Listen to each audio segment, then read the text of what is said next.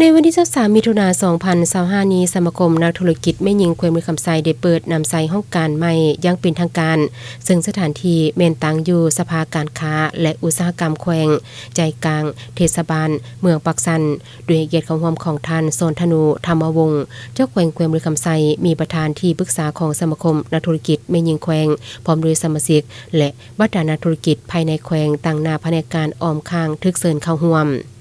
ในโอกาสนี้ท่านนางเวียงนาโสนอุนาลมประธานสมาคมนักธุรกิจแม่หญิงแขวงมือคำไซได้รายงานประวัติความเป็นมาของสมาคมนักธุรกิจแม่หญิงแขวงซึ่งได้รับการสร้างตั้งขึ้นโดยศูนย์กลางสหพันธ์แม่หญิงลาวในวันที่10กันยายน2004เป็นองค์การจัดตั้งสังคมที่บ่หวังผลกำไรได้ตั้งโฮมเอาบรรดานักธุรกิจและผู้ประกอบการแม่หญิงขอบเขตทั่วประเทศที่ดำเนินธุรกิจถูกต้องตามกฎหมายตั้งโฮมบรรดานักธุรกิจและผู้ประกอบการแม่หญิงลาวที่เหตุการผลิตการค้าการบริการ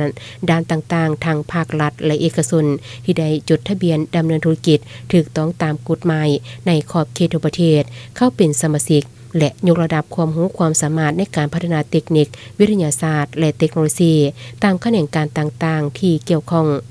ให้แก่นักธุรกิจและผู้ประกอบการแม่หญิงลาวให้มีการขยายตัวขึ้นเรื่อยๆเป็นตัวแทนให้นักธุรกิจและผู้ประกอบการแม่หญิงลาวเสนอข้อคิดเห็นต่อรัฐบาลและภาคส่วนที่เกี่ยวข้องเพื่อปกป้องสิทธิผลประโยชน์อันชอบธรรมคุ้มครองและส่งเสริมอาชีพในแขนงเศรษฐกิจที่แม่หญิงลาวมีความสามารถปฏิบัติได้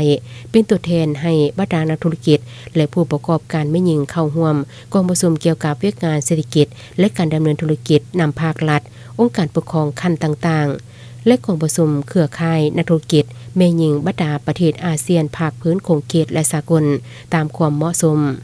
โอกาสนี้ท่านนางมาริจันทร์ธรรมวงศ์ประธานที่ปรึกษาสมาคมนักธุรกิจแม่หญิงแขวงมือคำไซและท่านลำสมัยบรสารประธานที่ปรึกษาสภาการค้าและอุตสาหกรรมแขวงก็ได้มีความเห็นต่อกับการเปิดนำไซห้องการสมาคมนักธุรกิจแม่หญิงแขวงมือคำไซในครั้งนี้เพื่อเป็นทิศชี้นำในการจัดตั้งปฏิบัติเวชงานดังกล่าวในต่อหน้าให้ได้รับผลสำเร็จตามคาดหมายที่ได้วางไว้